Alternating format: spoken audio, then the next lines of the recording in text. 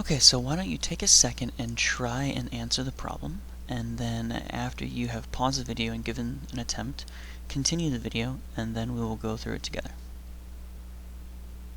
Okay, so it says here that n is an integer greater than 0, and it wants to know what is greater, the number of different prime factors of n times n, or 9n, or the number of different prime factors of 8n. Alright, so it wants to know about prime factors. Probably a good way to start is to do a prime factorization tree. So we put 9n over here, and we put 8n over here, and we start the prime factorization. Now we don't know what the prime factorization of n is, but we know it'll be the same on both sides. We can do the prime factorization of 8 and 9, however. Alright, so let's do this. We got 2 times 4 and 2 times 2. Alright, so the prime factorization of 8 is 2 times 2 times 2. Alright. So now let's go over here. The prime factorization of 9 is going to be 3 and 3. Okay? So prime factorization of 9 is 3 and 3. Okay. So now it wants to know what are the number of different, what's greater, the number of different prime factors of 9n or the number of different prime factors of 8n. And we don't know what the factorization of n is. I think that's something really important to think about. So, for example, it wants different prime factors, right? So, for instance, this has one prime factor. It's the prime factor of 3. This is one particular prime factor. It's the prime factor of 2. And what n is might change things. So, for instance, let's make n equal to 6 as an example. So if this is equal to 6, then prime factorization of 6 is going to be 2 times 3.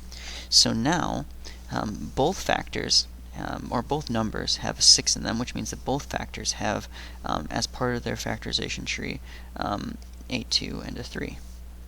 Or a 2 and a 3, because whatever number is above here, 8 times n equals some larger number, right? And that is, so this is basically the factorization of that number is 3, 3, 2, 3, and here it would be 2, 2, 2, 2, 3.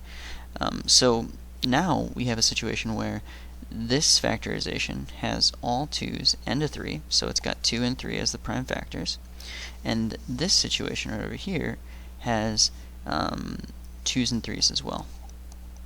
Okay? Now that makes sense, right? But now what if it's something else? What if this is something like 14? Alright, so let's say n is equal to 14. So let's put 14 up here, and let's put 14 here. Well, now what is the factorization? Well, it's 2 and 7, right? 2 and 7.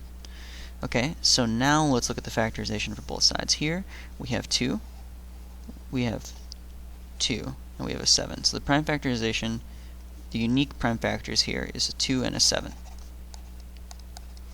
And here we have 3, we have 2, and we have 7. So the unique prime factors of this prime factorization is 2, 3, and 7. Alright, so 2, 3, and 7 is actually one more than 2 and 7. Alright, so at this point the number of prime factors, the unique prime factors for quantity A would be larger than for quantity B. But if n equals 6, then the prime factors would have been the same. Would have been 2 and 3 for both sides.